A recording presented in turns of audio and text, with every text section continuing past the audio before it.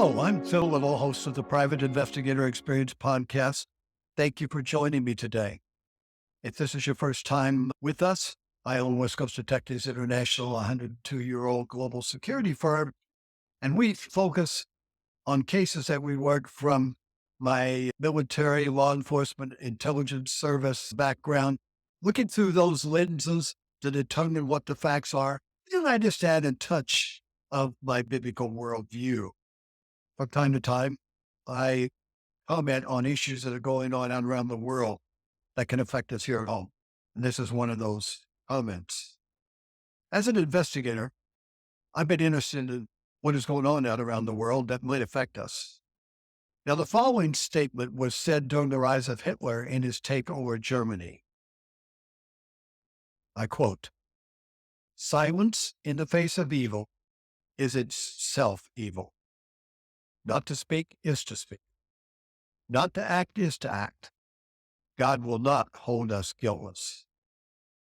My nature is to be an optimist, and that has continued through my investigative work life and all that I have done. Sometimes that trait has worked against me, as I waited too long before I reacted to a problem.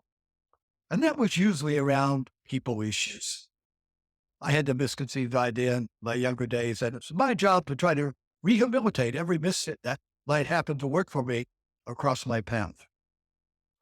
Over time, I learned that sometimes the best way to help someone is to say, "You're fired," or "I can't help you right now."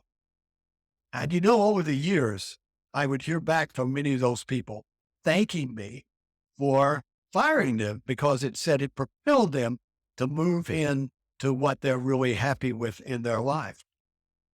It takes a person to hit bottom before they ask for help, or that they really want help. So we need to be aware of that in situations we find ourselves in lives. Over the last few years, I've lost a lot of my optimism. And in the last year particularly, pessimism has given rise in my mind, which I never thought I would ever be any point of a pessimist. It is as if the cork has popped out of the bottle, and evil in every possible form is spewing out all over us. Folks, it's not coming. Evil in its every form that we can think about is already in our society and overwhelming us. As an investigator, I deal in facts. And I must say facts or truth is in short supply in today's society, particularly in the press. So first, I must look to find out what the facts are. What's behind all these efforts to tear down our society, take away our freedoms, and move us towards a totalitarian rule? And that's not a conspiracy theory. With a biblical worldview and from reading the Bible, I was always interested in how the children of Israel had so much trouble staying out of trouble with God. They would be blessed, have all they needed. Awesome things happen in their lives. But then they would decide to follow idols, evil ways, rocks and stones with images on them. And then they would wind up getting punished by God. And this happened over and over again. What caused them to continue to go from being blessed and provided for to looking for something better from a stone idol or a false god? Without going into a long dissertation, there's good and evil in the world. And when we try and want to do good, evil then is presented as a great option, and it's a lot more fun. So we chase after greener pastures in another field, which always ends up being trouble or destruction for us. I've been searching for an answer to why we humans seem to make the same mistake over and over, or get enticed to cut corners or decide we don't need God, even though we've seen the results of those who have gone before us. My investigation has led me to the recent history that is fresh enough for many of us, and probably most of us, because we probably had maybe a family member or friend involved to give us some understanding of what and how it happened. And I'm talking about the Second World War and Hitler's attempt to wipe out all the Jewish people from the face of the earth. What I'm looking for is parallels from that time to our time, to see if we're making some of the same mistakes the German people made. We are, folks. It's not if we're going to make them, we are making them. Why and how do good people who are doing good things get drawn into evil or destructive things. We want to do what is right, not take advantage of someone or go into a practice of evil which might harm us or others. And we do it anyway. And most importantly, our actions cause God to take his protection off of us. I've been asked so many times why God lets us do bad things. If he is all powerful and good, why doesn't he stop us? The simple answer is that he gave us free will. God wants us to have the freedom to choose to serve him or not. So many times we choose bad things or big bad decisions that brings hardships and despair into our lives. And he allows us to go our own way if that's what we desire. Now, what we're faced with in May of 2024, I think is a result of our generation over the last 50 years or so of being asleep, while those who want to tear down the American way of life are wide awake. Slowly, step by step, they eat away at our freedoms by infiltrating our education system, our legal system, government positions, and political party. The big question is, what do we do now with this infiltration that's so deep into all of our society institutions? How can we wake up the sleeping majority who think what is going on will work itself out?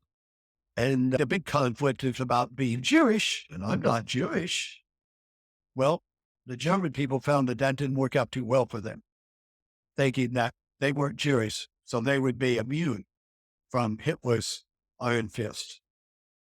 One thing I'm seeing is that it seems easier to get people involved and motivated in radical or anti-American events than pro-American events. Now, there's been some exceptions to that.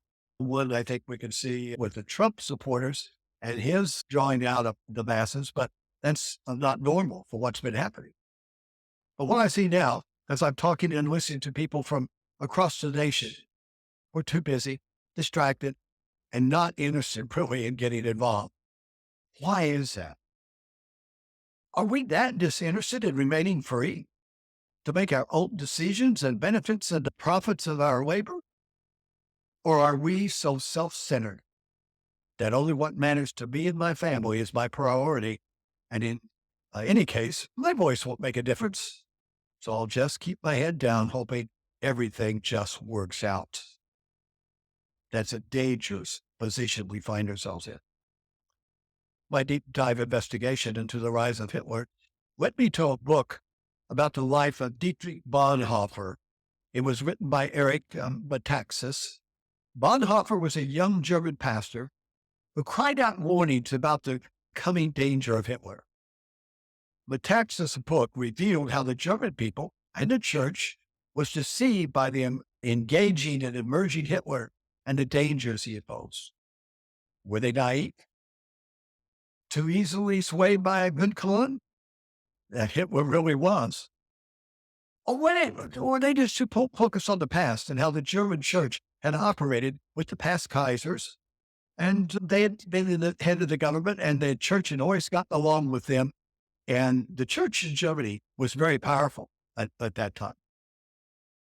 It is apparent that one of their big problems was they didn't see the future, nor did they listen to the voices of warning. Does that sound familiar as we look around us? They saw them as overblowing the danger. And since they'd stayed free with the Kaisers in authority, they could control Hitler. Yes, they actually thought that. Looking at the history of the German church, you find how powerful it was in the German society and in the government in the early 30s, 1930s. They had about 18,000 pastors. And this was the group that Bonhoeffer was calling on them to do what they could to rise up and push back and stop Hitler. There are several parallels to the situation in Germany in the early 30s, as there are now in the Americas. Bonhoeffer and several pastors wrote a letter which has become known as the Barmen Declaration. It is essentially said that the German state must not and could not co-opt the church, that the sanctity and the separation of the church from the state must be clear. The letter was coming from what they called the confessing church, signed by pastors, and it went on to declare that the true church in Germany, free from Nazi interference, and they submitted only to God. Unfortunately, after that declaration was written, most pastors wouldn't sign it, saying it was unnecessary and provocative, might upset Hitler. History tells us how that worked out for the Germans. Later on, Eric Batakis wrote a book called The Letter to the American Church in 2022. And every American should read this book, as he had become a student of the German failure and how we live in America, and he lays out how we are following in their footsteps. We don't have a Hitler personality, but we have the woke society, the CRT crowd, and other radical groups backed by the left that are the news media, which are just as dangerous with their Marxist socialist ideology. What was Germany's real failure?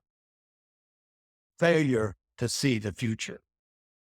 The citizens of Germany didn't have a past to see what their inactions might bring. But we in America and the West have Germany's failure. So we can't say, well, we didn't know what would happen. Germany reaped a horrible outcome, with millions giving their lives for the German inaction. What will our legacy be? We are running out of time in reality. We only have about 7 months. And if we fail in November to take back the reins of power and start to reverse the madness that is eating away at our society, we will suffer a much more catastrophic outcome than Germany. There's so much more to say. But I hope you've seen the urgency of time. I hope that you will be one that wakes up. Will you step out of the crowd and let your voice be heard? You can help me if you would by sharing, liking, subscribing, and then hit that notification bell to know about when future posts will come out. Let your voice be heard. Get involved in your community. Wake up. Time is short. We can't guarantee that our freedoms will continue just because our forefathers before us and those generations before us have fought and died. Remember, leave any comments. Let me know what you're thinking. It's always good to get your input and anything you'd like to hear about. Also, if you have something going on in your family or business, a problem or an issue that you'd like to find out if a private investigator could help you, let me know. Send me an email at pi777@gmail.com, or you can leave comments on any of the platforms. Will you step out of the crowd and get involved? America is waiting for your decision. Until next time, be safe. May God bless you, your family, and may God bless America.